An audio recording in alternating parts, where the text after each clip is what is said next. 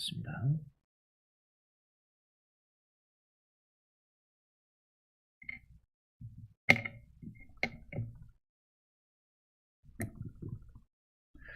아시다시피 로마서는 바울이 로마에 있는 로마 교회의 교인들에게 그리스도인들을 향해서 보냈던 편지입니다. 당시에 로마 교회에는 많은 문제가 있었습니다. 이 사도의 직접적인 가르침을 한 번도 받은 적이 없었기 때문에 문제가 있었습니다. 이 말씀을 잘 이해하기 위해서 먼저 사도가 무엇인가에 대해서 잠시 살펴보도록 하겠습니다. 사도 직분이 뭔가요? 이 사도 직분, 바로 부활하신 예수 그리스도께서 직접 만나주시고 직접 권능을 주셔가지고 세워주셨던 특별한 직분입니다. 2020년 지금도 사도 직분이 있나요? 없습니다. 지금은 사도가 없습니다. 베드로, 야고보, 요한, 바울같이 진짜 부활하신 예수 그리스도를 두 눈으로 보고 어떤 권능을 부여받은 그런 사도의 직분, 지금은 없어졌습니다. 하나님께서는 교회 역사 초기에 이 예수 그리스도의 복음을 기적적으로 전파하고 또 혼란스러운 상황 가운데에서도 교회를 잘 세우고 신약 성경을 완성시키기 위해서 한시적으로 특별한 이 사도라는 직분을 허락해 주셨습니다. 그러면 지금은 사도가 없으니까 어떡하냐라고 걱정을 하지 않으셔도 됩니다. 왜냐하면 지금도 하나님의 말씀을 맡아서 하나님의 말씀을 전하고 가르치는 목사님, 장로님이라는 직분을 하나님께서 남겨주셨기 때문입니다. 그런데 당시에 이 로마 교회는 아직까지 사도가 직접 방문한 적도 한 번도 없었고 또 사도가 직접 가르치고 가르침을 직접 전수해 준 적이 한 번도 없었기 때문에 문제가 있었는데 그 문제 중에 하나가 바로 분열이었습니다. 분열. 당시에 로마 교회에는 완전히 다른 생각을 하고 있었던 두 집단들이 있었습니다. 먼저 한 집단은 무엇이었냐면 유대인들이었습니다. 로마 교회에 출석하는 교인인데 유대인이었던 사람들입니다. 그럼 이 사람들은 구약 성경을 잘 알았을까요? 아니면 몰랐을까요? 잘 알았겠죠. 유대인들이니까 어려서부터 구약 성경 있는 거를 계속 달달달달 외우고 공부했던 사람들이니까 이 구약 성경에 대해서 굉장히 친밀하고 익숙하고 많이 알고 있었습니다. 그러다 보니까 이 구약의 율법들을 아직도 계속해서 지켜야 된다라는 생각을 가지고 있었습니다. 이런 겁니다. 예를 들어서 어떤 거냐면 이 구약 레위기 말씀 보면은 이 돼지고기 먹지 말라고 돼 있고 피도 먹지 말라고 되어 있고 내장 같은 것도 함부로 이제 먹지 말라 이런 말씀이 있습니다. 그러니까 이게 계속해서 돼지고기 같은 거는 먹으면 안 된다. 그거 먹으면 안 돼. 할례 같은 것도 계속 지금도 받아야지. 예수님 십자가 이후에 여전히 계속해서 그런 걸 해야 된다라고 생각을 했던 겁니다. 이게 오늘날에도 있는 일입니다. 제가 처음에 세례를 받고 나서 나 이제 세례받은 세례 교인이니까 하나님 말씀 진짜 잘 보고 싶다, 읽고 싶고 하나님 너무나 좀 잘 알고 싶다라는 마음이 생겨서 성경 읽어야 되겠다 하고 성경을 딱 펴서 읽었습니다. 구약부터 읽었습니다. 창세기 읽고 출애굽기 읽고 이제 레위기 읽고 이렇게 읽는데 보니까 돼지고기가 깨끗한 게 아니니까 먹지 말라고 하고 또 피로 만든 거 먹지 말라고 하셔서 한동안 돼지고기 안 먹었습니다. 한동안 또 피로 만든 선지국도 안 먹었습니다. 그게 하나님께서 기뻐하시는 걸 거라고 생각하고 그렇게 안 먹었습니다. 그리고 이렇게 하나님 말씀을 쭉 보다가 나중에 사도행전, 신약까지 넘어가서 사도행전 10장 11장을 읽었습니다. 그때서야 이제 알았습니다. 하나님께서 다 깨끗하게 만들어 주셨구나. 그제서야 그거를 알고 이제 자유한 마음으로 돼지고기도 먹고 순댓국도 먹고 선지국도 먹었습니다. 이렇게 거리낌 없이 다 먹을 수 있지만 당시의 로마 교회 안의 유대인들은 아직은 사도의 직접적인 가르침을 받았던 게 아니었기 때문에 구약 율법의 본질을 중요하는 게 아니라 형식만 중요하게 생각을 했습니다. 그런데 이제 제가 방금 한 집단을 말씀드렸습니다. 로마 교회에는 이 유대인들 집단 말고 또 집단이 있었는데 바로 이방인들 집단이었습니다. 이 이방인들은 누구냐? 유대인, 그리스도를 믿는 사람인데 유대인 말고 다른 민족의 모든 민족입니다. 그리스인도 있을 것이고 로마인도 있을 것이고 각종 다양한 민족들이 있었을 겁니다. 근데 이 이방인들은 유대인들에 비해서 구약 성경의 말씀을 잘 몰랐습니다. 그러니까 아니 무슨 뭐 돼지고기 같은 거 당연히 먹어도 되는 거고 뭐 할래 그런 걸 왜 받아? 라고 생각을 했습니다. 그러면 이 두 집단들, 유대인 집단들하고 이방인들 집단들하고 사이가 좋았을까요? 안 좋았을까요? 당연히 안 좋았겠죠. 그래서 분열이 생겼던 것입니다. 불편하고 싸늘한 긴장감이 교회 안에서 늘 맴돌았습니다. 이게 오늘날 교회 안에서도 또 볼 수 있는 모습입니다. 정치 성향, 이게 특별히 민감하죠. 진보가 맞냐? 보수가 맞냐? 중도가 맞냐? 그리스도가 맞습니다. 바울 사도는 율법에 대한 잘못된 지식 때문에 분열된 로마 교회에 제대로 된 가르침을 너무나도 주고 싶었습니다. 그래서 로마서를 기록해서 로마에 이 편지를 보낸 겁니다. 그래서 알려주고 싶은 건 뭐였냐면 돼지고기 먹고 못 먹는 거 중요한 거 아니야. 할래? 그거 중요한 게 아니야. 진짜 중요한 거 율법 아니야. 그리스도. 복음이 중요해. 그런데 그렇다고 해서 율법은 이제 아무 쓸모 없어진 거냐? 그게 아니다. 율법은 다른 방식으로 이제 쓸모가 있단다라는 것을 알려주기 위해서 로마서를 기록을 했습니다. 로마서를 기록한 여러 이유가 있는데 이것이 오늘 우리가 주되게 살펴볼 그 배경입니다.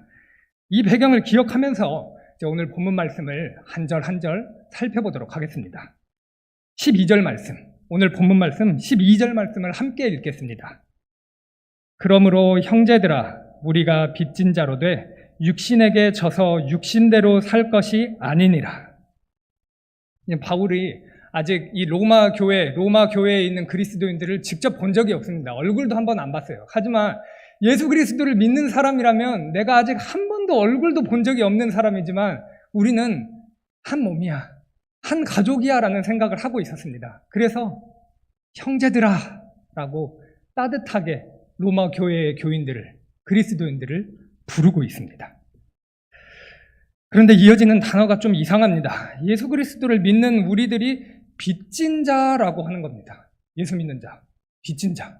무슨 빚을 졌을까요? 이단들은 이 말씀을 이용해가지고 참 나쁜 일들을 많이 했습니다. 예수 그리스도 믿는 자들은 빚진 자가 돼야 되니까 뭐 빚내가지고 헌금을 해서 천국의 땅을 사야 된다라고 해서 뭐 싹 재산을 쓸어갔던 그런 이단들도 있던 걸로 알고 있습니다. 진짜로 예수 그리스도를 믿는 사람들은 세례 증서 받듯이 채무 증서 받아가지고 그렇게 빚진 자가 되어야 되는 걸까요? 여기 오늘 본문 말씀에서는 그런 빚진 자가 되어야 된다는 걸 말씀하지 않습니다. 제가 지난번 설교 말씀 때 1,000억 원 빚진 것에 대한 구원의 비유를 말씀드렸습니다. 이 1,000억, 이 액수가 중요한 게 아니라 이자도 못 갚을 정도로 사람이 자기 노력으로는 이룰 수 없는 구원이라는 것을 하나님께서 예수 그리스도를 통해서 베풀어 주셨다. 그렇기 때문에 예수 그리스도를 믿는 사람은 그 구원, 그것을 빚졌다 라는 것을 말씀드렸습니다. 여기서 말하는 그 빚진 자라는 것도 그 빚진 걸 이야기하는 겁니다. 예수님을 통해서 베풀어 주신 그 구원을 누가 갚을 수가 있습니까? 빚졌습니다. 구원 빚졌습니다. 이어서 바울 사도는 육신에게 져서 육신대로 살지 않아야 한다라고 말하고 있습니다. 조금 여기 어려운 부분입니다. 이 육신이 뭘까요? 육신이라는 이 단어는 말 그대로라면 몸이고 뭐 살쪘다, 살 빠졌다 할 때 그 그리고 이 육체를 말하는 겁니다. 하지만 여기서 이 말씀에서 육신은 단순하게 육체를 이야기하는 것은 또 아닙니다. 사람이 몸, 육체 가지고 살고 있는 건 당연한 건데 육신대로 살지 말라고 하면은 우리가 이거 살고 있는 이 몸을 그냥 버려야 되는 걸까요? 그건 또 아닙니다.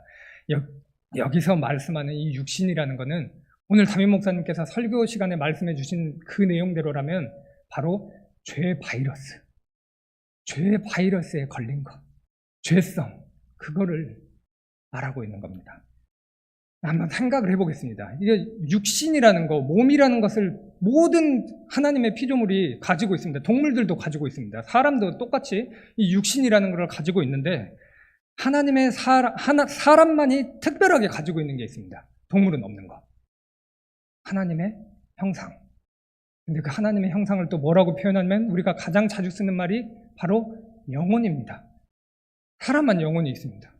개, 돼지, 말, 소가 영혼이 있나요? 없습니다. 그럼 영혼은 뭘 할 수 있느냐? 하나님과 교제할 수 있습니다. 동물이 어떻게 하나님을 알 수 있을까요? 영혼이 없으니까 동물은 하나님과 교제를 할 수 없습니다. 하지만 사람은 이 영혼이 있기 때문에 하나님과 교제하고 하나님과 친밀해질 수가 있는 겁니다. 그런데 다들 아시는 것처럼 이 하나님의 형상이 박살이 나는 사건이 있었습니다. 그게 바로 아담과 하와가 하나님을 배반했던 사건입니다. 그 이후로는 이제 영혼이 죽었습니다. 박살이 났습니다. 그래서 하나님을 알고 싶어도 하나님을 알 수가 없는 상태에 빠져버린 겁니다. 그게 바로 죄성, 오늘 본문 말씀에서 말하는 육신대로 산다라는 걸 말하는 겁니다. 육신대로 산다, 하나님을 모르는 거고 하나님께 예배하지 않고 하나님을 경멸하는 거고 경건하지 못하게 자기 욕심대로 그대로 쭉 그냥 살아가는 거, 그게 그냥 육신대로 산다라는 말씀의 뜻입니다. 그런데 바울 사도는 이 로마 교회의 교우들에게 육신대로 살지 말아라, 너희들 형제들아, 내 사랑하는 형제들아, 너희 육신대로 살면 안 돼 라고 이렇게 호소를 하고 있습니다. 왜 이렇게 간절하게 호소하냐? 세상 사람들은 말합니다. 잘 알고 계시는 것처럼 뭐 예수 믿는다고 밥이 나오냐 떡이 나오냐고 하고 한 번 살다 가는 인생 즐기라고 얘기합니다. 아버지는 말하셨지, 인생을 즐겨라. 먹고 죽자, 마시고 죽자, 행복하면 다다. 즐기는 거. 그러니까 오늘 이 본문 말씀 표현대로 하면 그냥 육신대로 살면 된다는 겁니다. 근데 하나님을 믿지 않는 세상의 언어는 이렇지만 바울 사도는 단호하게 그렇게 살지 말라라고 명령을 하고 있습니다. 그 이유 13절 말씀을 보면 알 수 있습니다. 제가 읽겠습니다. 너희가 육신대로 살면 반드시 죽을 것이로되 영으로서 몸의 행실을 죽이면 살리니. 간단한 이유입니다. 육신대로 살면 죽습니다. 영원히 죽습니다. 지옥에서. 그게 하나님이 말씀하시는 바입니다. 근데 영으로서 몸의 행실을 이기고 살면은 천국에서 하나님과 영원히 행복하게 살 수 있다는 것을, 간단한 진리를 이렇게 말씀하고 있는 겁니다. 근데 문제가 하나 있습니다. 죽은 내 영혼을, 박살이 나버린 내 영혼을 내 힘으로 살릴 수가 없다는 겁니다. 내 힘으로 못해서. 누군가의 힘이 필요한 것입니다. 14절 말씀을 함께 읽겠습니다. 14절 말씀 함께 읽겠습니다. 무릇 하나님의 영으로 인도함을 받는 사람은 곧 하나님의 아들이라. 도우심이 필요합니다. 인도하심이 필요한데 누구의 도우심, 누구의 인도하심이 필요하느냐? 그게 바로 하나님의 영, 곧 성령 하나님의 인도하심이 필요합니다. 죽은 영혼, 이 죽은 영혼이 살아나가지고 하나님을 믿고 하나님을 예배하고 육신을 이기고 주 예수 그리스도를 닮아가기 위해서 이 성령 하나님의 인도하심이 필요하다라고 말씀하고 계시는 겁니다. 그리고 이렇게 성령 하나님의 인도하심 진짜 받은 사람이 있습니다. 그 사람을 여기서 본문 말씀이 뭐라고 하냐? 하나님의 아들, 하나님의 자녀라고 표현을 하고 있습니다. 이어서 15절 말씀을 제가 읽겠습니다. 너희는 다시 무서워하는 종의 영을 받지 아니하고 양자의 영을 받았으므로 우리가 아빠, 아버지라고 부르짖느니라. 하나님의 자녀들은 이 무서워하는 이 종의 영을 받는 게 아니라 양자의 영을 받았다고 이야기하고 있습니다. 이 말씀을 좀 더 이해하기 위해서 우리 종과 아들에 대해서 한번 생각을 해보겠습니다. 종이 뭘까요? 종이 노예죠, 노예. 가장 성경에서 이 노예가 얼마나 비참한지를 잘 보여주는 것은 출애굽기에 나온 그 이스라엘 백성들이 애굽에서 탈출하기 전에, 하나님께서 구원해 주시기 전에 애굽살이가 얼마나 고됐는지를 생각하면은 노예살이가 얼마나 힘든가를 잘 알 수 있습니다.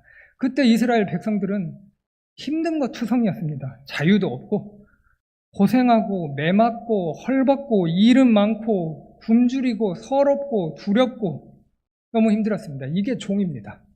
종의 영을 받았다. 이 종의 영을 받고 산다라는 건 조금 더 깊게 알기 위해서 예전에 한번 말씀드린 것처럼 종의 영을 받아가지고 산다는 건 율법 아래 산다는 겁니다. 한번 말씀드렸습니다. 율법이 뭐냐? 율법.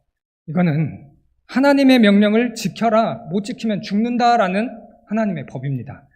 근데 아까 말씀드린 것처럼 율법을 자기 힘으로 못 지키니까 그러니까 율법을 믿고 있으면은 종처럼 돼가지고 자유도 없고, 나는 못하는데 어떻게 하지 하고 고민만 하고 걱정만 하고 두려워만 하는 겁니다. 근데 양자 뭡니까? 양자 이제 아들 삼아주신 겁니다. 자녀 삼아주셨습니다. 자녀가 되었다. 누구의 자녀? 하나님의 자녀가 되었다는 겁니다. 종하고는 다르죠. 자유가 넘칩니다. 아버지의 사랑이 풍성합니다. 배부르고 부유하고 기쁘고 행복합니다. 이게 종이 아니라 자녀입니다. 양자의 영을 받았다. 복음을 믿고 있다는 겁니다. 그래서 하나님의 자녀가 됐다는 겁니다. 한번 생각해 보겠습니다. 우리가 세상 살다 보면은 좀 아빠가 잘 나가는 사람을 한번 만난 적이 있었습니다. 어깨에 힘이 아주 잔뜩 들어가 있더라고요. 꽤 높은 고위 공무원의 아들이었는데 저하고 나이는 비슷했고요. 무서운 게 없어요. 사고 쳐도 아빠가 다 해결해 주니까요. 진짜 저 친구는 진짜 세상 무서운 게 없어 보인다 라는 생각이 들었던 친구입니다. 근데 아버지가 그 정도 되면 이렇게 어깨에 힘 들어가는데 아버지가 그 정도가 아니라 하늘아버지라면, 창조주 하나님이시라면 진짜 어깨 당당하게 나 진짜 하나님의 자녀다 하고 가슴 펴고 살 수 있는 거 아닐까요? 이렇게 하나님을 아빠, 아버지로 만들어주시는 영, 그 성령 하나님에 대해서 오늘 말씀은 조금 더 자세하게 설명을 해주고 계십니다. 16절 말씀 함께 읽겠습니다. 성령이 친히 우리의 영과 더불어 우리가 하나님의 자녀인 것을 증언하시나니. 성령님은 하나님의 자녀가 확실히 맞다라는 것을 증언해 주십니다.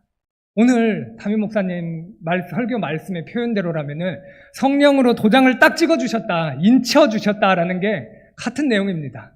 그런데 오늘 이 본문 말씀은 그 도장을 찍었다는, 인쳤다라는 것보다는 조금 다른 각도로 똑같은 것을 동일한 원리를 다르게 표현을 해주고 있습니다. 자, 이 요한복음 14장에는 성령님에 대해 이름이 나옵니다. 성령님의 또 다른 이름. 아실 겁니다. 이 보혜사. 이 보혜사라는 단어. 이 단어 그 한자만 뜻만을 보면 이런 뜻입니다. 은혜를 베풀어 주시는 높으신 분이란 뜻입니다.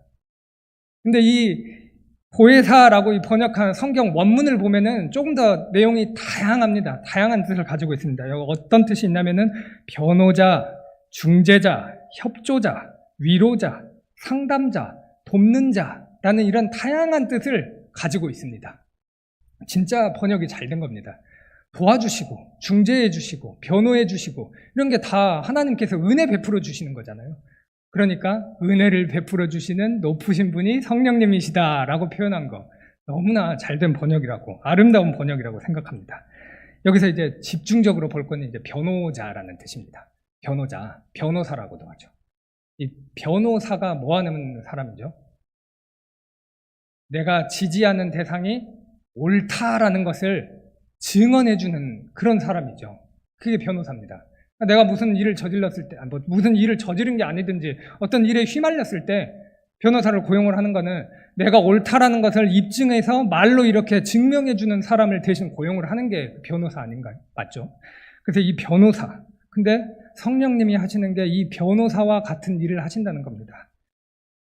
바로 네가 이제 죄인이 아니라 하나님의 자녀야, 사랑하는 내 아들이야 라고 증언해 주시는 거. 그게 바로 성령 하나님이 해주시는 증언입니다. 이렇게 하나님의 자녀가 된 사람들에게 놀라운 영광이 있습니다. 그 영광이 무엇인지 알기 위해서 17절 말씀을 제가 읽겠습니다. 자녀이면 또한 상속자, 곧 하나님의 상속자요 그리스도와 함께한 상속자니 우리가 그와 함께 영광을 받기 위하여 고난도 함께 받아야 할 것이라. 약 한 10년 전쯤에 엄청 유행했던 드라마가 하나 있습니다. 상속자들이란 드라마 혹시 아실까요? 제가 유초등부나 아니면 청년부에서 이 드라마 얘기를 하면은 그거 뭔 소리인지 모른다고 할 텐데 아마도 상속자들이라는 드라마 아시는 분들도 계실 거라고 생각하는데요. 이 상속자들이라는 드라마에서 주인공들이 고등학생입니다. 고등학생인데 일반적인 고등학생들은 아니고 명품을 휘감고 다니고 또 외제차, 좋은 외제차를 골라서 타고 다닙니다. 왜냐하면 이 상속자들, 이 주인공이 아빠가 재벌이기 때문입니다. 아빠가 재벌이어가지고 많은 것들을 누리면서 살고 있습니다. 근데 이런 땅의 상속자 말고 하늘의 상속자가 있다라는 게 바울의 말씀입니다. 땅에 속한 상속자들하고는 비교가 되지 않는 영광스러운 상속자들이 있다. 하늘의 기업을, 하늘의 유산을 이어받는 상속자들이 있다. 그게 바로 구주 예수 그리스도와 함께하며 하나님, 만물의 창조주 하나님 아래에서 내가 그분의 아들이다 라고 말할 수 있는 하나님의 자녀들입니다. 하지만 오늘 말씀에서 마지막에 이야기하고 있는 것은 하나의 반전이 있습니다. 무슨 반전이냐면 17절 말씀 끝부분에 있는 내용입니다. 조금은 불편하게 다가올 수도 있는 내용입니다. 하나님의 자녀가 하나님의 영광과 기쁨과 행복을 상속받는다고 이렇게 나와 있는데 동시에 또 다른 것도 상속을 받는다고 합니다. 그게 뭐냐? 바로 고난입니다. 지금 이제 고난이라는 말을 들었을 때는 우리는 어쩌면은 각자가 생각하는 고난은 다 다를 수가 있습니다. 근데 이때 바울 사도가 너희들 고난도 상속받을 거야 라고 로마 교회 사람들한테 이야기했을 때 그 사람들은 그게 무엇인지 정말 딱 듣고 나서 바로 알 수가 있었을 겁니다. 왜냐면은 바울이 복음 전하다가 얼마나 고생했는지를 너무나도 잘 알았기 때문입니다. 사실 바울이 보통 사람이 아닙니다. 예수님 믿기 전에 바울이 어떤 사람이냐면 굳이 이제 요즘 기준으로 이야기를 하자면 미국 시민권도 있고 또 최고의 명문대도 졸업을 했고 모두가 우러러보는 고위 공무원이어서 권력을 쥐고 쥐락펴락할 수 있었던 그런 사람입니다. 그러니까 바울 사도가 복음만 져버리면은 문자 그대로 진짜로 잘 먹고 잘 살 수 있는 사람이었습니다. 근데 버립니다. 왜냐하면 하나님께서 주신 그 복음의 은혜가 너무 커서 구원의 은혜가 그 무엇보다 너무 크고 기쁘고 감사하고 즐겁고 영광스러워서 다른 모든 것을 배설물처럼 여기고 복음을 전하는 일에 자기 인생을 걸고 매맞고 감옥에 갇혀서 기뻐하라 기뻐하라라는 편지를 씁니다. 바울은 진짜로 예수 그리스도의 고난, 그 고난을 상속받았던 사람입니다. 그리고 그때 로마 교회의 사람들도 이러한 배경을 알고 있었기 때문에 고난을 상속받는 게 이런 거구나라는 걸 알고 있었습니다. 그러면 오늘날 한국 땅을 살아가는 그리스도인들에게도 고난의 상속이 있을까요? 없을까요? 예수 그리스도의 십자가 복음 전한다고 해서 어디 잡혀가는 사람이 있나요? 오늘날? 아니면 곤장 맞는 사람이 있을까요? 감옥 갇히는 사람이 있나요? 사형당하는 사람이 있나요? 없습니다. 근데 저기 위에는 있습니다. 북한, 중국. 지금도 예수 그리스도를 믿는다고 말하면은 죽는 사람들이 있습니다. 근데 한국은 그렇지 않습니다. 한국 땅에서는 내가 그리스도인입니다. 예수 믿으세요 말한다고 해서 잡혀가거나 그러지는 않습니다. 그러면 한국 땅의 그리스도인들은 고난의 상속을 피해간 건가요? 그건 아닙니다. 오늘 한국 땅에 살고 있는 고난, 이 그리스도인들이 받고 있는 그 상속받은 고난을 율법이라는 측면에서 마지막으로 살펴보려고 합니다. 제가 아까 여러 번 반복했습니다. 율법. 하나님의 명령을 지켜라. 못 지키면 죽는다라는 거였습니다. 그런데 하나님의 자녀가 된 사람한테는 이 율법이 달라집니다. 내용이 바뀌어요. 어떻게 되냐? 하나님의 자녀는 하나님의 자녀답게 살 수 있다라는 공식으로 바뀝니다. 비유를 들어보겠습니다. 제가 거린이나 거지에 대한 어떤 비하의 마음을 담고 있는 게 아니라는 것을 꼭 알아주시면 감사하겠습니다. 아무 소망 없이 살던 거지가 있었습니다. 거지고 있는 것도 없고 아무것도 없으니까 나 그냥 되는 대로 살아야 되겠다 하고 그냥 살고 있었는데 알고 보니까 이 거지가 왕의 숨겨진 아들이었던 거예요. 그래서 갑자기 왕궁으로 불려가가지고 왕자가 된 겁니다. 그러면 왕궁으로 들어간 이 왕자가 예전처럼 거지 시절처럼 되는 대로 그냥 막 살았을까요? 네, 처음에는 그렇게 살았다고 합니다. 재벌은 누구 못 준다는 속담이 있잖아요. 처음에는 그렇게 살았다고 합니다. 거지처럼. 그런데 왕궁에 들어가서 왕궁의 법도도 배우고 왕자의 예복도 입고 그러니까 점점 변해갔다고 합니다. 왕자다운 모습을 점점 갖게 되었다고 합니다. 구원의 은혜를 받은 하나님의 자녀. 이 하나님의 자녀는 하나님의 자녀답게 살 수 있는 힘이 있습니다. 하나님의 나라인 법도인 이 율법을 지키면서 살 수 있어서 하나님 사랑하고 이웃 사랑하고 하나님께 정말 하나님 사모하는 마음으로 예배드리고 하나님의 말씀을 기뻐하고 기도를 기뻐하고 교회에서 나와는 조금 다른 생각을 가지고 있는 사람이라고 할지라도 정치 성향이 다르다고 할지라도 그리스도 안에서 하나가 되고 때로는 내 마음을 너무 아프게 하는 원수 같은 사람이 있을지라도 용서하고 사랑할 수 있는 힘이 있습니다. 근데 그게 쉽나요? 하나님의 자녀라고 해가지고 그 일이 쉽습니까? 어렵습니다. 그래서 오늘 본문 말씀은 그게 고난이다라고 말하고 계시는 것입니다. 고난을 상속받습니다. 엄청난 영광도 상속받는데 고난도 상속받습니다. 하나님의 자녀로서 받는, 상속받는 영광의 고난입니다. 예수 그리스도의 십자가에 동참하는, 그 고난에 동참하는 영광의 고난입니다. 그러니까 그리스도인에게는 율법도, 고난도 영광이고 특권이 되는 겁니다. 오늘 여기 모인 우리 모든 분들께서 하나님의 자녀가 되는 영광을 상속받고 또 하나님의 자녀답게 살 수 있는 영광의 고난도 상속받을 수 있기를 간절히 소망합니다. 기도하겠습니다.